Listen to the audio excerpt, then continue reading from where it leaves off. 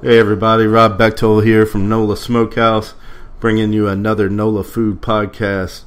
Thank you everybody so much for all the subscriptions and hits on iTunes and our RSS feed and YouTube. I really do appreciate it. If y'all have any feedback for the show, please direct it towards our email at nolafood6@gmail.com. If you have any music suggestions, if you'd like to be on the show, we'd love to hear from you. So here we go. Fuck it. Yeah, I'm not worried about it. Yeah. Welcome everybody to another NOLA Food Podcast. We got Larry Breaux here, one of my brothers in smoke. He is the pitmaster, co-pitmaster of our competition barbecue team. And also he makes a guest appearance at House of Shock every year to scare the hell out of you. Welcome, Larry. Thanks to coming to the podcast, man. Thanks, man. It's awesome being here. It's like being at home. Yeah, we're recording from the Smokehouse compound tonight, and bury me in Smoke headquarters. That's our Hogs for the Cause team name, and we're going to be out there March 24th, I think it is this year, and we're going to be helping some kids out and slinging some good Q out there to y'all. So y'all come by and say hi. Tell me how you got started smoking meat and playing around with that. Katrina. Oh, okay. To be honest, I mean, it's kind of funny how I started smoking meat was because after Katrina, I ended up in Arkansas. I followed my family out there, and we've got, relatives. I come from a line of hillbillies and coon asses. So we went to the hillbilly side because they were high and dry. You grew up in St. Bernard. I grew up in St. Bernard. It was weird. We were the only Chivos on the street that didn't own a boat. My dad. He lived down the road, y'all. On farm site. You know where that's at. I'm still a violation. Just ask anybody in the Christian community. But no, Katrina happened, and we ended up in the foothills of the Ozarks in a little town called Batesville. And it was a really cool town, man. And my parents, cruising around through the mountains, nothing better to do, found a place that had smoked catfish. And yeah, dude, it sounds so bad, and I didn't want to put it in my mouth when they told me what it was, and then I just said screw it. And man, I ate a whole pound and a half in one sitting. You gotta tell me about this. It had a rub on it, it had something on it, just something. It wasn't a rub. There wasn't a rub on it, but there was seasoning in it. It was weird, and it just had this really intense smoky flavor. And when I come home, it took a while to get back, and we ended up moving to Metairie, be close to the haunted house, and be close to my job, and all of that good stuff. I started looking into this smoked catfish again, and I found out, ways to do it and methods, and you need to brine it. But the problem is, anytime you do farm raised, I don't know if you notice it. Some people don't really pick up on it, but farm raised catfish taste like dirt.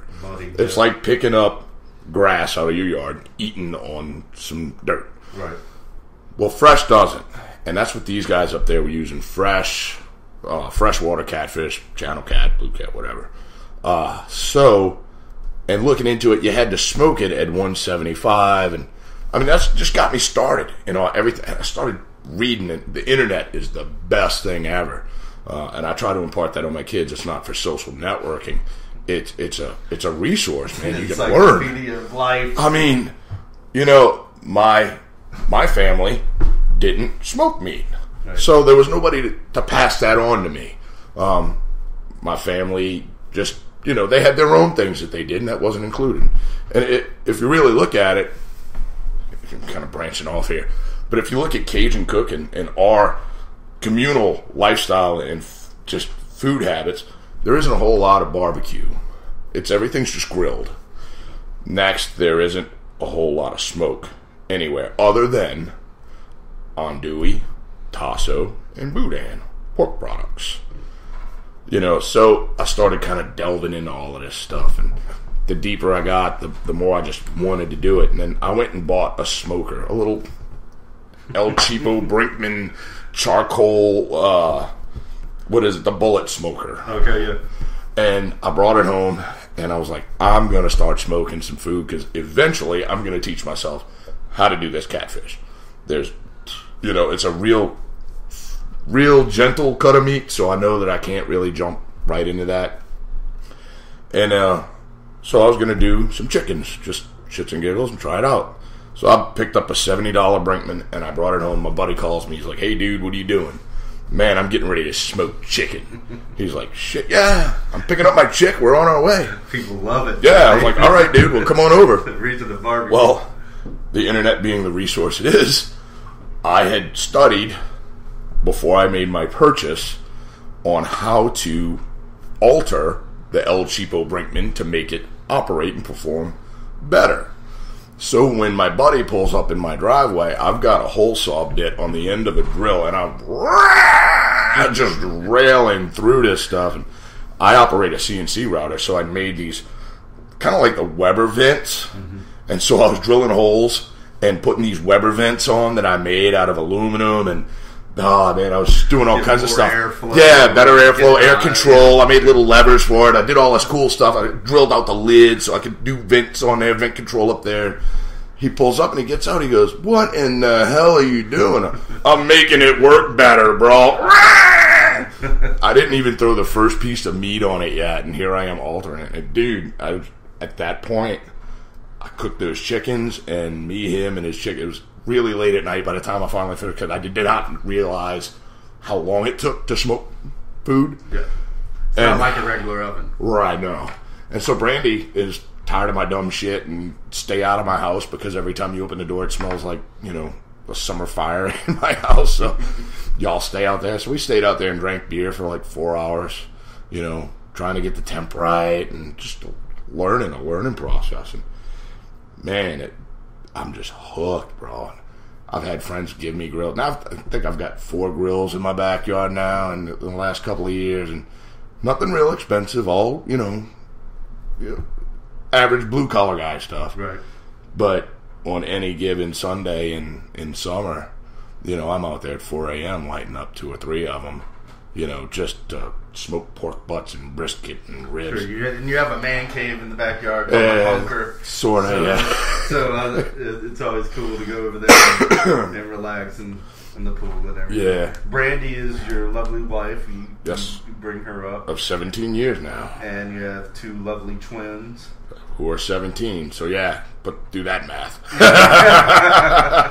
No, it's great, dude. It's great. Her and I are really proud of our kids, and both of them. And my daughter is a vegan. Mm-hmm. Both of them have shown interest in cooking, and that's something I'm really proud of. Because when I was a kid, I spent time in Mammy. That was my grandmother. I spent time in Mammy's kitchen. I sat on her counter, and I rolled meatballs, and I breaded fish and oysters, and she just made some phenomenal dishes. And I remember when I was a very, very young kid, that was a connection that I had with my grandmother. To this day, when I look back on Mammy and I think about her all the time, I think about those times in the kitchen, and my daughter is a vegan who has absolutely no desire to cook meat, eat meat, care less, but she's interested in the process. Right. And she follows me around from time to time, not all the time, but she'll come and hang out. And why are you doing that? And that's kind of cool. And my son will, he'll spend some time with me in the kitchen and, looking over my shoulder. And they're about to be 17. Hell, when I was 17, you couldn't get me anywhere near my parents. Right. So I think that's a testament to the relationship that I've worked a long time to foster with my kids, and I'm really, really proud of that. Well, that's a continuing theme that seems to be going on this podcast, is people that I talk to have deep connects with their grandparents when it comes to cooking, or somewhere in their family something created that spark in them for food. And I guess that's why they call it comfort food, because you go back to that. I think about my meemaw, just like you had your mammy, and if I wake up smelling bacon and biscuits, I think of her. She's made me sugar butter biscuits and bacon when I wake up, and I remember that to this day. I was 6 years old. Still brings me back, to that time. I'm the same way with tomatoes. I believe a good Creole tomato, if it gets sliced and hits the table with a meal, I had Aunt Lola Jean and Uncle Roscoe lived in Arkansas, and we used to go and visit them every November. As a matter of fact, I remember when I was a kid, my Uncle Roscoe smoked a turkey. Man, it was phenomenal, and I didn't know what the hell to do. I mean, I was just kind of a kid bouncing around in his yard, the only kid there. My cousins all lived like 30 miles away on their farm. So it was me and his big Doberman Pinscher bounding around the yard, and they were smoking it. But every time he opened it, I'd come look at it. It might have been 6. So, and he was cool, man. He was like, "Oh, take a look," and I'm sure he told me in his Arkansas hillbilly drawl what he was doing, but I was too young to register it, or but the smells and the experience are still very, very meaningful. And when I did my turkey this past Thanksgiving, those memories were fresh in my mind. Matter of fact, it is so weird how the smell brings you back more than the place or anything. It's that smell, and it hits your brain, and you're right back to where you were. And my Aunt Lola made a mean squirrel stew. I'll never forget that. Ooh. Yeah, they used to try to freak me out, and they'd put the heads in the squirrel stew, and they put those in my bowl. And I guess I was a sick little back then too, because I didn't care. I just stuck it in my mouth and ate it. And my Uncle Rock is looking at me going, "Well, no, boy." And I guess he thought he was freaking me out with this. He popped that out your mouth.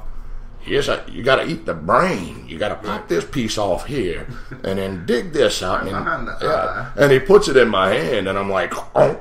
I wasn't the picky eater kid. I mean, if anybody listening to this has seen me at the House of Shock, I'm definitely not a picky eater.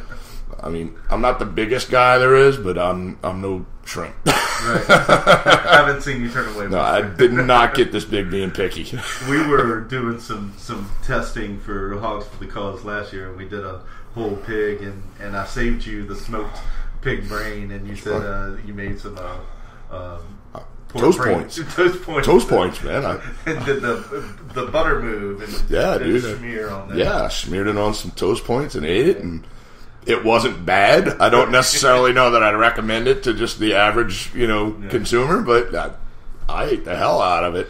Sure. There isn't a whole lot that I won't eat, bro. Hey, well, you put enough little salt on it, right? Right. Why not? It's gonna be good stuff. It's funny though. I'm coming around full circle now. I started with smoked catfish was what I wanted to do, and I taught myself via the internet how to cook it. How to cook all these wonderful dishes that I never would have done otherwise.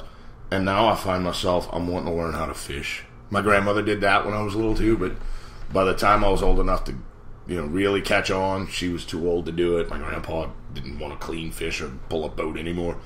So once again, I'm back on the internet. Right.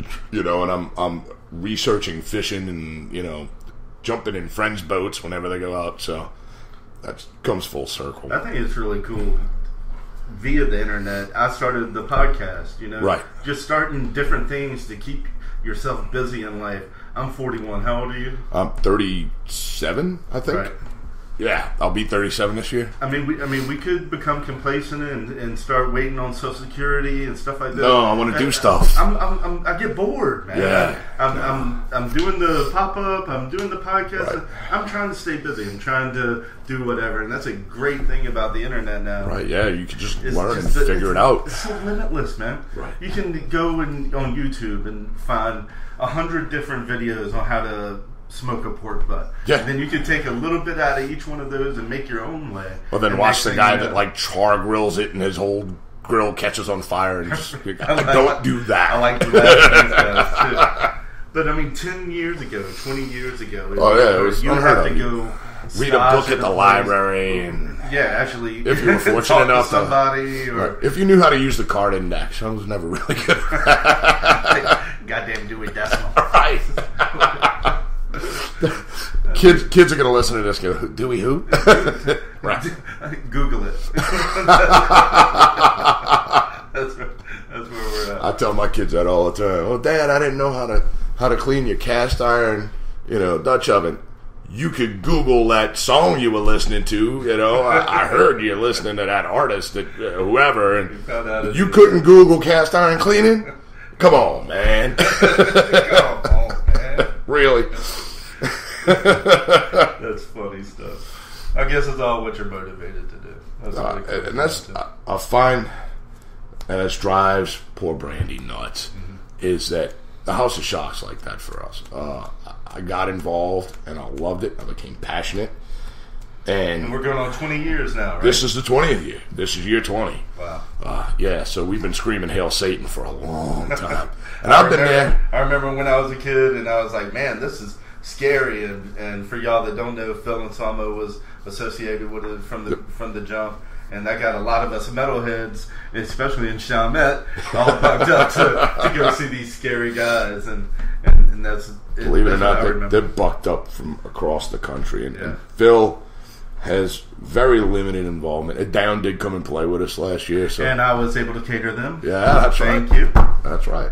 I didn't even get a plate on that gig. Here I was working on your barbecue team. I didn't even get a plate. That's cool. Ross Koppelman got a plate, though. So yeah, he got my brisket. He got my brisket. So you need to talk to But yeah, I got really passionate about the haunted house and doing it and building it and acting in it and being in the stage show and all of this cool stuff. And what is your character in it?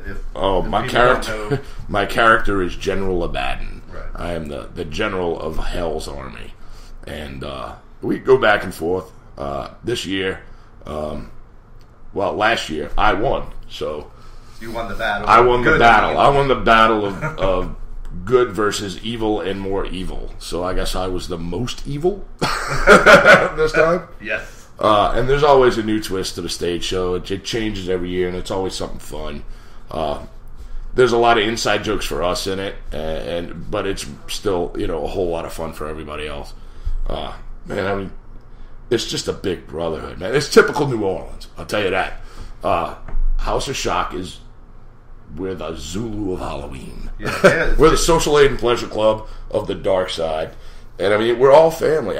You came to the 4th of July party at the bunker, and there were 40, 50 people in my backyard. Yeah. It was a little ridiculous, and the amount of food that was there was just insane. But out of all of those people, there were only 3 that were not House of Shock members. Not that they aren't House of Shock affiliated. Right. You and your wife included in that number. You were 2 out of 3. So, and you guys, I met you through House of Shock, and through Ross's wife Melissa, and through Facebook of all things, and through smoking me. Smoking me, because here I was on Facebook talking smack. Putting out pictures. Right, I was talking smack. Look how good my shit is, and you kind of put me in my place a little bit. Look here, young Padawan. I had some things to learn, man. Definitely, but it was the love of just the scene. Sure. But we're just a big family, dude. We do things together all year, and and most of the members have been there for multiple years. I've been there, and it's not something you can just get into. Right, I've been there for maybe 13, 15 years, somewhere in that range. Right. And no, you can't just get in. You got to have a sponsor. You have to be sponsored by somebody that's already a member, a member in good standing. Yeah. Right, and we want to keep it family. Yeah. We not that we don't want outsiders, because I was an outsider. Levi loves to tell that stories. I came in the very last group on a night, and I walked all the way through, and it was maybe my 4th time visiting that year. The previous year, on like my 3rd or 4th trip through, one of the actresses says, "Why don't you just work here?" Sparked a little. So the next year, 3rd or 4th visit through, my friend and I had gone really late. It was my friend Bridget and I, because nobody else would go with me again. we walked through, and then we got out, and I said, come on, take a walk. And she's like, where are you going? I was like, we're going back in. For what? I was like, come on. So Levi's getting out of his flying rig, taking his cape off or whatever. And I said, hey, how do I get into this endeavor? And he goes, hey, I don't think you realize, but we closed. I don't think you're listening to me. You're not picking up on what I'm throwing down, brother. How do I get in this place? And he's like, oh. And so I was definitely abnormal even back then. I'm the anomaly. You know, I got in without a sponsor. So you didn't know Ross or anybody I didn't know that I knew anybody till after I was there a whole year. Right. Then I finally stumbled across somebody that I recognized from the Met. Timmy Moran was the captain of the church, and he was like, hey, I know you. I saw you at Bruce's. I was like, yeah, no doubt, man. You're Timmy the electrician. He's like, yeah, you're the fool that drives that Chrysler. You know, but, you know, it took moxie for me to get in. So I think that, you know, you gotta either know somebody or be a little nuts. Right. Not in a bad way. You know, and well, how did you move up through just being a cast member to being one of the top 3 cast members? No, I'm not. And that's pretty much how it is. I mean, trust me, I'm not blowing sunshine up yet. No. You're my brother, but that's just a fact. No, I know. I'm a face. That's all I am. I was ugly enough. And a voice. Right. Like you said, I got a face built for radio, for sure. I became captain of the church, and the church is a room. The church is a room, right? We're right. We have the church. It's just the church, and it's definitely the crown jewel, in my opinion, of the haunted house, and it always has been. Nobody else has anything. Nobody else has anything that can compare to the church. Just, I mean, not only in its look, but its intensity, and it scares you on a whole new level. You know, it attacks things that you don't expect to be attacked, and I really enjoy that. But no, Timmy was the captain of the church. And Timmy didn't want to preach one night, so he asked me, can you preach? I said, can I what?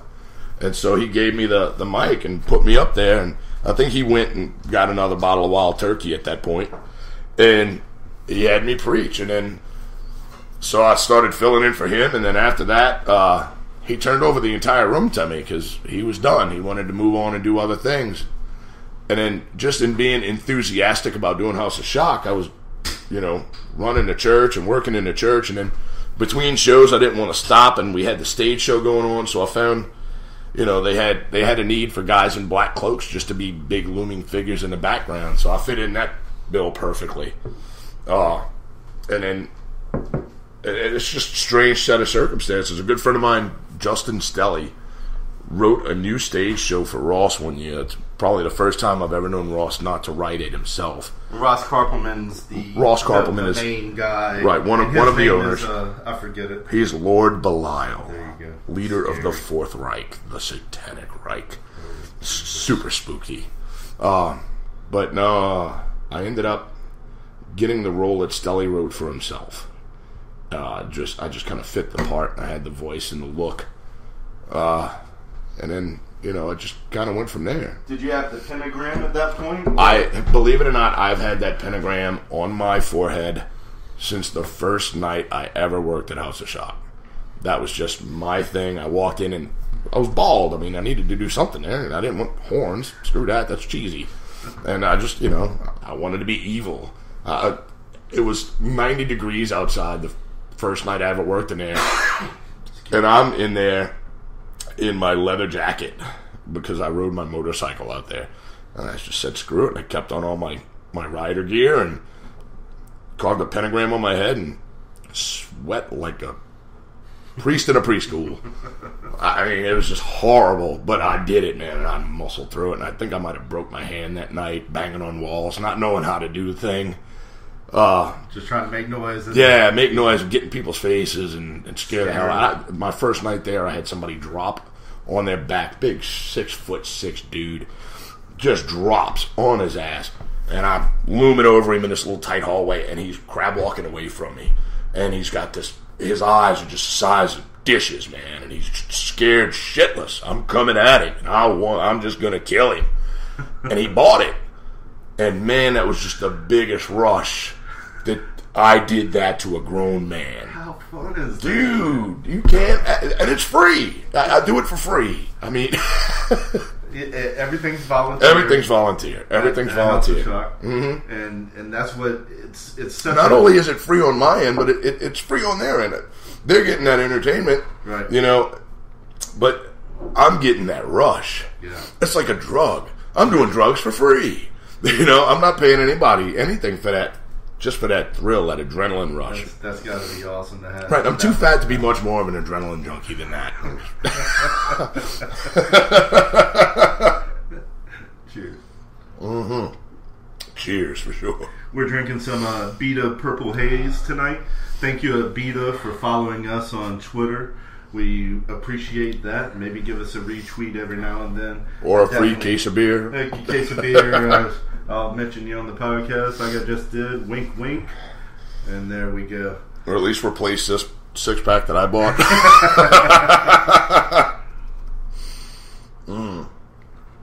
So, are you ready for Hogs for the Cause?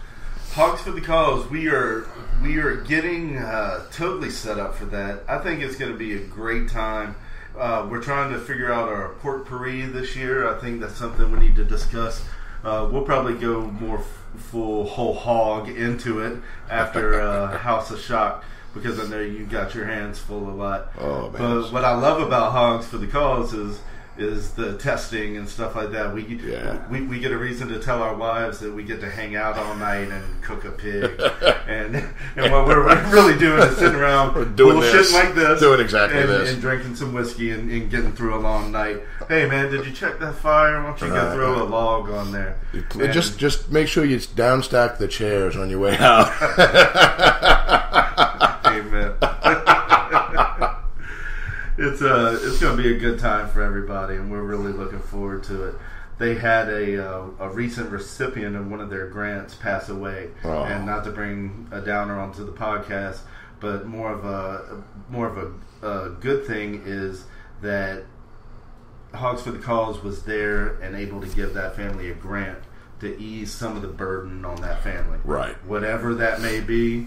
And that's what I really, really appreciate about that particular charity. Is sure it's not all about research, which they give a portion of research, and that's great, but it's about the actual families, man. You're touching the lives of the people themselves, not through channels. I mean, you are, by participating in this, you are directly affecting somebody who is, facing some trying times. I mean, it's not cheap to go, live in Houston for special care, trying to battle, man. I mean, and it's a battle, and you're supporting some warriors, and I really like that. Well, and as fathers, we can totally empathize if that was happening to one of your children. Oh, Lord have mercy. Lord have mercy. I mean, yeah, and I know, if it were me facing that, the decisions that you have to make. Do you take that time off of work? Can you afford it to support your family and support that individual and as a group? I mean, to support them financially is one thing. Right. To support them emotionally is tougher, and sometimes you got to make the choice.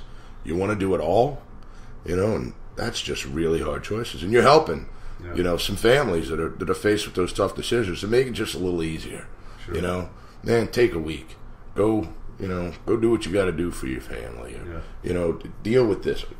I mean, just countless things. I met Ben Surratt after the first one. My company that I work for, Freeman Decorating, and Freeman apparently donated some materials, tables and chairs and tents and stuff like that.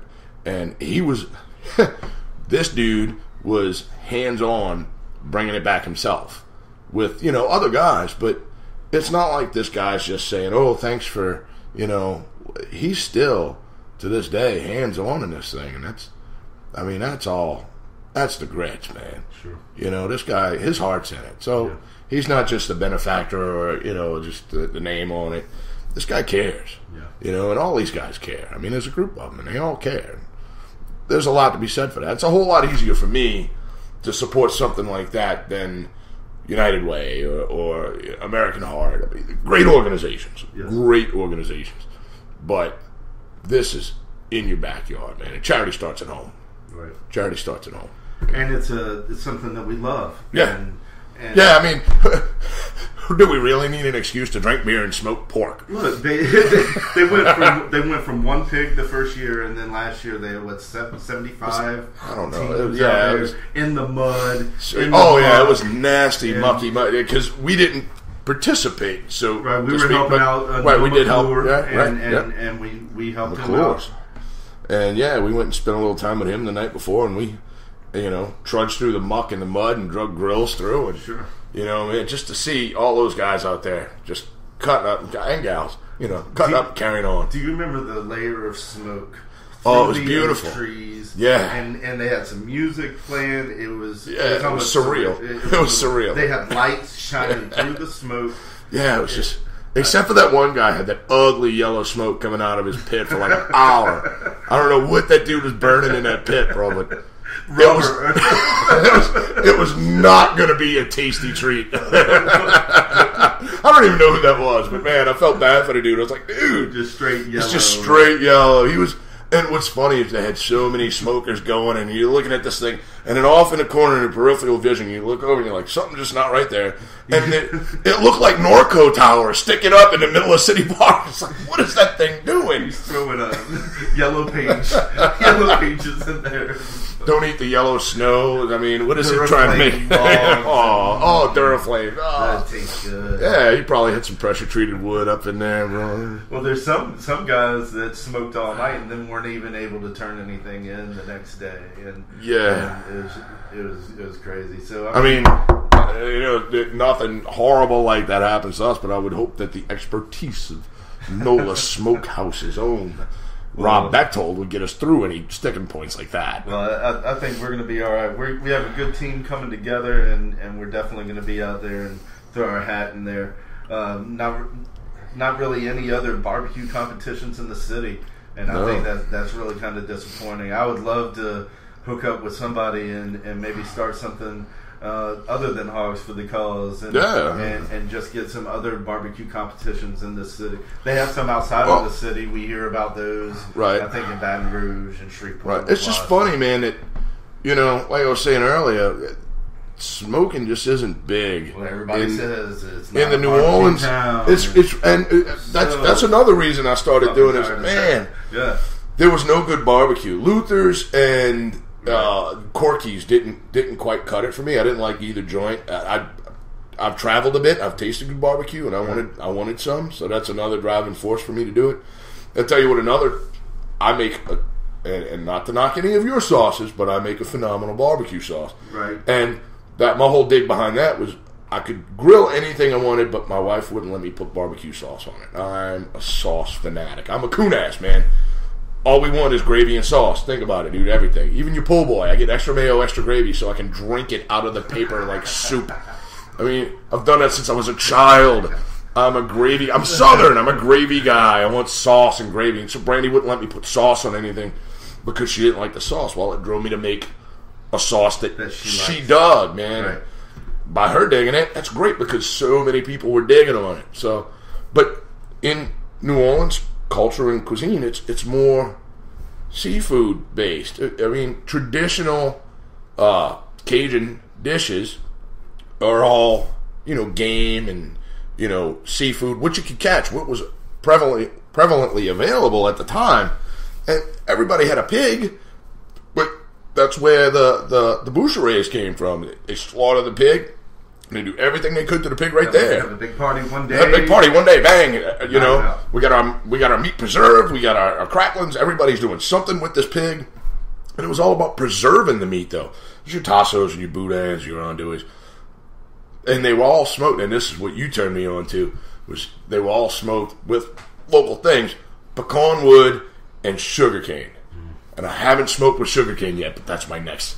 I saw some fields on my way fishing in Golden Meadow in Houma. I'm gonna stop and talk to some buddies out there and get some cane. And just I want to do our own twist or my own twist on Cajun barbecue, Because we're not a barbecue town. I've been spouting that since Buddha. Right. The whole concept of NOLA Q, using those smoking techniques with local ingredients. Why not? Seafood. Smoked catfish. I mean... to bring it back around. To bring it back around, smoked catfish. And now I'm going to go and learn how to catch catfish so I don't have to have that dirty tasting stuff out of the supermarket. Sure. You know, I'm bringing it full circle.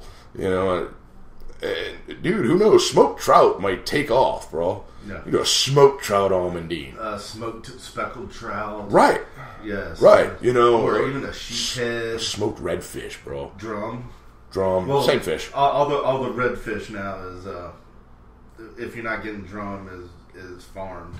Right. That's what I read. So that can't get that same mud.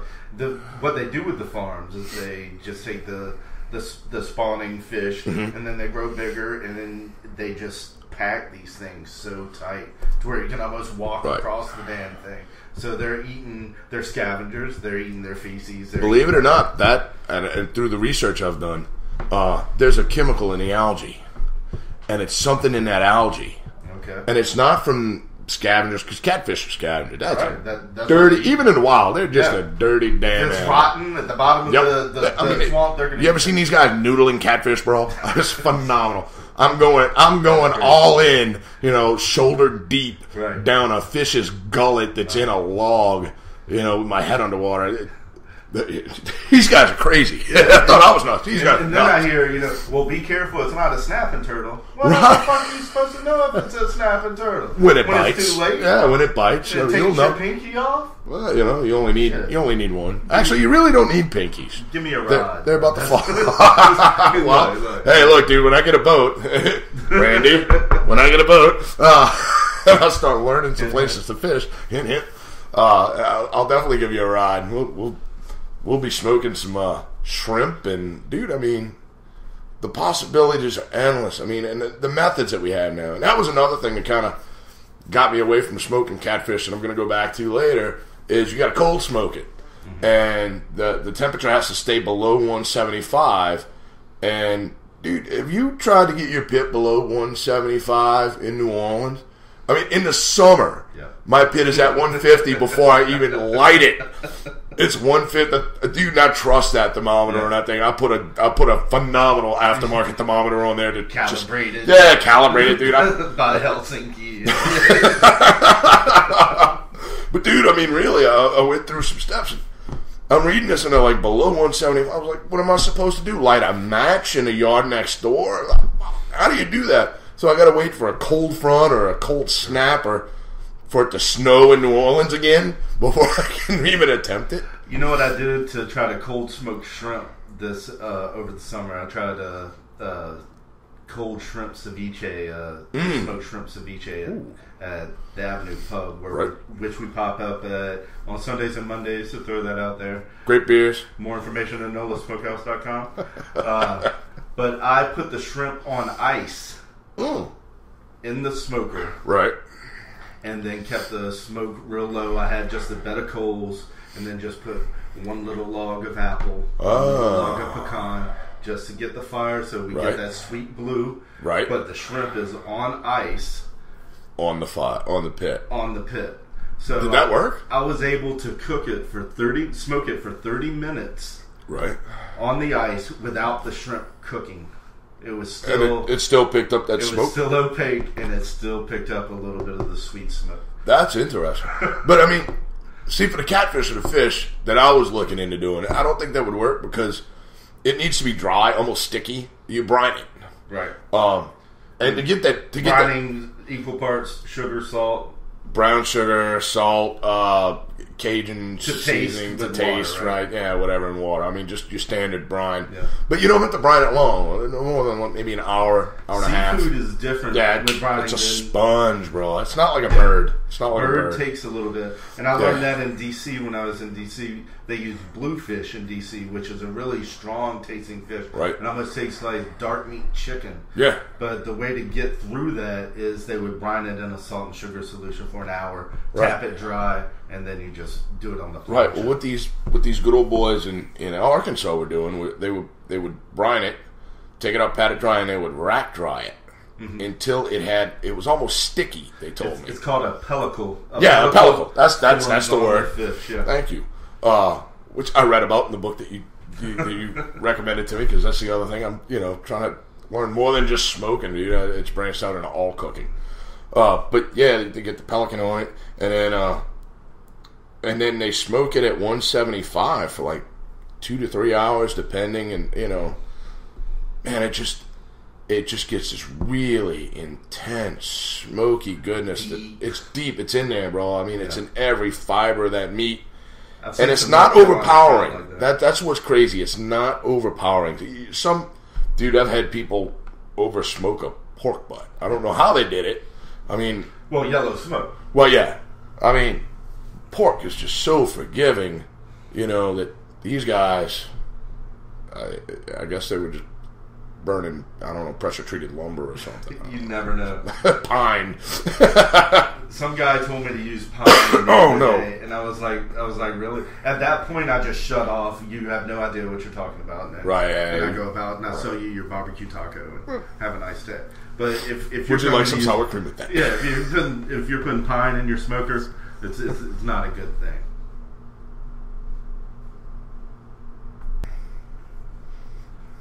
So tell me, Larry, where have you been eating around the city lately? Yeah, actually, a Chinese restaurant that you turned me on to. I can eat Chinese food every day. And, dude, honestly, I'm so disappointed. So many Metairie Chinese places have just turned to garbage. Yeah. And it's all, like, recent. I don't know what's happening. I think somebody's just going out and buying them all out and giving them all the same egg rolls to fry. But I've been going to China Rose, and the authentic Chinese menu that you turned me on to, we're all over that, bro. And when I didn't know what it was called on the authentic menu, but you told me about the pork belly, right? And I had to try pork belly. And dude, there's nothing better than I don't know what it's called either. It starts with an M, but I always just say spicy pork belly, and they know what I'm talking about. Well, I said that, and the lady looks at me and says, "Who told you?" Who told you about pork belly? Right. It was the exact quote. Who told you about pork belly? And I had to tell her, a good friend of mine that frequents this place. And I heard on one of your previous podcasts that you're going across the river to get pork belly. Mm-hmm. Dude, there's a place right off of Vets, right by Rouse's. It's on Transcontinental. It's a little market there. And I go in there and I get some ingredients for my barbecue sauce that I'm not going to say on the air. Is that by the pho place? Yeah, right next door. Right next door. There, yeah. And there's a couple of things that I need to go and get from there that I can't really find in your big box stores or even in Dornax or Zapardo's or any of those. And I asked, I was like, so how much are your pork bellies? Mm-hmm. And the dude asked me the exact same question. How you know about pork belly? They do not have the lot on pork belly. Look, we've been eating bacon for a long time in this fucking country. But bro, I'm telling you, Americans just don't. They don't chase it. They don't eat it as a main dish. Protein. Right. Stew it down or anything. Anything. They slice it and eat it with breakfast. That's or on a sandwich. On that note, and I got to throw this in to anybody that's listening to this that's still with us after all this time, because I'm sure. But who cares? Whenever you're doing pork butts or shoulders, you're doing your big hunkin' big meaty pork smoked. Right. I always trim the fat off of mine. And when I do, I try to get it in as big of a solid sheet as I can, and I will roast that bit. Now, I always do two. You never have enough smoked pork, so I always do 2 butts. So I have 2 big slabs of essentially crackling that I roast, and Brandy hates it when I do it. Do you salt it or anything? I do. I salt it and a little cracked black pepper. And then just if I'm feeling spicy, I might throw a little something else on there. Just a little pinch of cayenne. It depends on who's going to eat it. But yeah, that's my little treat. If you're going to do this, then treat yourself to something different. How much fat do you leave on the pork? For a 1/4 of an inch, or is it more of a feel thing? I take it right down to the meat. Sure. Yeah, I do. I don't buy into the collagen's dripping into it's not an osmosis process. It's going to roll off, and I feel that you waste a lot of your rub and your opportunity for seasoning on the and getting an actual bark. You wanted to get it into the meat. I want it on the meat because you're going to break that fat up, and a lot of times people are trying to pick around it. Unless they have it on a sandwich and that you made for them, and you're picking it and mixing it all. Right, together. you're picking it and mixing it all together. People don't want big mouthfuls of fat, and there's so much that runs through the grain of that meat that it really leaving a cap on it, unless you're putting the fire directly under it. Now, when I did my little bullet smoker, I found that I had a tendency to char the bottom because that heat was coming right up underneath it. Water pan, no water pan, didn't matter. That was getting a little hotter, and it was, even with all of the modifications, it's a struggle to keep that temperature right. So sometimes I would get some pieces that were a little crunchier than I'd like, but with an offset, that's never the issue. Mm-hmm. So there's no need. I mean, it's it really detracts, in my opinion, from the actual end product. And I want a product that I can be proud of. I mean, I'm not a professional chef by any stretch of the imagination. I just enjoy what I do, and I love to watch people enjoy my food. So I want to make sure that it's the best I can put out there. And taking all of that off, I think is the best way. And plus, it gives me a snack. Right. And you found that you still get a nice bark on it from your rub. You've eaten it, right? I mean, complaints? No, not right. at all. So I get all of the benefits and none of the drawbacks. So. And then I get the added benefit of eating it by myself, since nobody else wants all that fat. Let the fat guy have it. You need some damn crackers. Right. Some of that. Right. For sure. And if you can get it with a little bit of skin, those are the best. But you really got to go to like Restaurant Depot to get that. And you're not getting it at Rouse's. And then Restaurant Depot also, you have to buy a case. Right. I checked out Pork Belly at Restaurant Depot. They would sell so many if they would break that case, but you have to buy a 178-pound frozen case to get some pork belly from there. So I think that's why I've been going to Hong Kong. I think I got an idea for some pork puree for us. I'm just saying. Actually, I've got a couple of ideas for that. I have some too, but we will not speak of them here because there are people that we are going to be listening to this podcast. Actually, some people that are going to be on this podcast. Next week. I just talked to Andrew, and he's actually in I think Nashville right now. He's going up there. He won a contest or something. He's eating out of some food trucks. That's great. So I was like, man, that's great content for the podcast. Yeah. And everything. Write notes, and we'll be talking to Andrew, I believe, on barbecue Tuesday. Town. We're not having any rules with this podcast. As I sit down with people and we talk about food, I'm going to be putting it up as long as I can afford it. Please remember our donation tab on our NOLA Food Podcast page at nolasmokehouse.com, and that's just going to bring you more and more content and better content. And House of Shock may be willing to donate if some of our listeners go to House of Shock this October and say that they were reminded, and I want to put this out there since, if anybody's still listening, it's because they got a reason. Sure. This year at House of Shock, we have a new ride. We actually have a spider ride. Think of Ride the Bull, but make it a spider. So we're gonna have some big fun with some new stuff out there. Yes. It's better than a rusty trombone. And we're only open 11 nights this year. It's your token spider ride. It's token spider ride. It's limited to 11 nights this year. And another big thing on that is usually we're 17 to 20 plus nights, and we're condensing it, man. So if you want to see a New Orleans, original that's reaches pinnacle 20th year. This is unheard of. And there's a lot of other haunted houses out there that came up after this haunted house.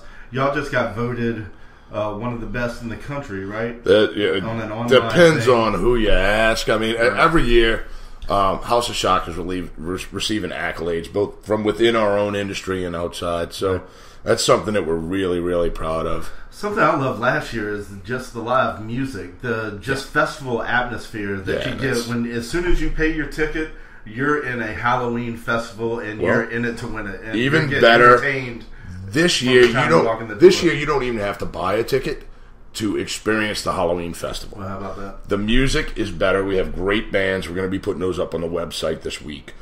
We've got some really phenomenal bands that are going to be playing. We've got Shot in the Dark coming back, which is an interactive. You get to scare somebody inside the haunted house. Yeah, so that's really cool. We've got the Spider Ride. We've got bands. We've got a new fire troupe coming out that does this fire breathing stuff. In addition to Atone, which they're always a big favorite. Those are the guys that pierce themselves and they play tug of war with their piercings. And one year, one of the guys pierced his back and towed our hearse down the street with the hooks in his back. I mean, these guys are really incredible. We got the Reverend Be Dangerous coming back, and he's going to be driving spikes in his nose and hanging things from his nipples and making people pass out, and it's great. I mean, it's a great environment. In his pants. Right, firecrackers. All the good stuff that you like. Everything that you would want your children to see. So if you're waiting in line at House of Shock, that's what I love about this event, is that you're entertained from the time that you walk in. You're waiting in line. You have a stage show to watch. You have things crawling around you that you don't even know what the hell they are. And the best part of it is you hear all the screams and of horror coming from inside, and you're like, should I really be doing this? And I do it every year. The House of Shock takes care of me. They're my family. I try to take care of everybody at House of Shock. Any House of Shock members out there, if you come see me at NOLA Smokehouse through catering or at Avenue Pub on Sundays and Mondays, you get 10% off. Just mention this podcast, and that's the love I have for y'all. Wow, I'm on your own barbecue team. I didn't get 10%. Yeah, it's only for people I like. Oh, wow. I did want to mention, not this weekend, but next weekend, a friend of mine, Ray, is putting together a Isaac Gutting Out party for some people down in Plaquemines Parish in St. Bernard. A lot of those people got hit by Isaac real hard and lost pretty much everything. They weren't second time in 7 years. Yeah, and they weren't in the protection of the levees, and they really got hit, man. Yeah. So we're putting together a team. Ray put together a team. I put together a team to go out there and give people barbecue while they're working. So if y'all so feel inclined, please go look at my Twitter feed and my Facebook page. I will have links up there, and I'm going to try to put something on the website. If you have some time next weekend, it's Saturday the 29th, I believe. Y'all come out and give us a hand, help some people that need some help, and it's what we do. That's what New Orleans does. Yeah, I mean, it's all about enjoying it when it's good, but you got to work through the bad to make it good again, And that's what's great about New Orleans. Everybody comes together and, stands up for their neighbor, their brother. I don't even need to know you, but you live down the street, bro. I know after Isaac in my neighborhood, I guess I brought a little bit of Chalmette to Monterey, a little bit of down the road, I guess. My power came back on my block. Only from the corner to my house. My house dead-ended it. And the guys across the street didn't have power. The guy next to me didn't have power. And I left my house thinking, the power's not coming on. I knew somebody had the game and air conditioning and everything. So I went to his joint and I watched the game. I came home and we had power. So, man, I went knocking on everybody's door. Hey, come! I got 3 sofas. Come crash, bro. Just come crash. You want to run an extension cord to my house? You want to borrow my generator? And they're all like, you drunk bastard. You're great. But that's what you do, man. I mean, even the guy I don't talk to, I just never see the guy. I went and banged on his door because I knew he was home. Right. And that's what New Orleans does. Sure. That's the embodiment of this place is everybody takes care of the guy next to him. And if we all do that, right, not only will we be a better city, we'll just be a better person. Well, what was great is that Zephyr Field, they were giving out supplies for the hurricane because we didn't know how long we were going to be out of power. Right. I was out of power at the Smokehouse compound for 4 days. We finally went to Zephyr Field. They asked if it was for 1 or 2 families. Right. We said 2, gave it to the old man next door because he wasn't able to go. Right. That's New Orleans. That's NOLA love. That's what you do. That's man. what we're based right. in, and it's all about recovery and bringing people up around you and just doing the right thing. That golden rule. Yeah. That's what I think we try to live our lives by. Yeah, definitely. And that's why I consider you one of my friends. And thanks for doing the podcast. Oh, no. Thanks for having me, bro. All right, brother. Where else am I going to go sit around at my buddy's kitchen table and drink beer and bullshit? Open invitation, my friend. I know you're busy with House of Shock. Everybody go see this man. Come see us. He's the big scary guy with the pentagram on his fucking head. And HouseofShock.com. Y'all come see me at NOLA Smokehouse at the Avenue Pub. We'll be there this Saturday and Sunday. I'm sorry, Sunday and Monday. And we'll put a pentagram on his head. And we're going to put a pentagram on my head and because I'm bald. So, so there we go. Thanks, NOLA, for tuning in. And stay tuned to another NOLA Food Podcast soon. Stay hungry, NOLA.